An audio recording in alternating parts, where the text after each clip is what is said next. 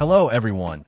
Let's dive into the LEOBOG Hi75, a 75% aluminum mechanical keyboard that's been making waves in the custom keyboard community.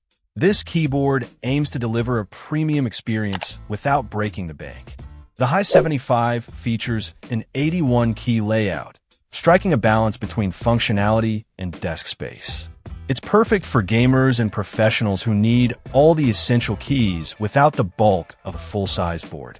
The astronaut color scheme gives it a unique and eye-catching aesthetic, making it a standout piece on any desk. LEOBOG has equipped this keyboard with a USB-C connection, ensuring a stable and fast connection. The Hi75 is compatible with a wide range of devices, including laptops, gaming consoles, PCs, tablets, and smartphones, offering versatility for different setups. The Hi75 boasts full mechanical keys, providing a tactile and responsive typing experience. It's designed for everyday use, personal projects, programming, gaming, and even business tasks. The inclusion of a volume roller is a welcome addition, allowing for quick and easy audio adjustments. The keyboard also features customizable display keys, adding a layer of personalization. One of the standout features of the Hi75 is its hot swappable design.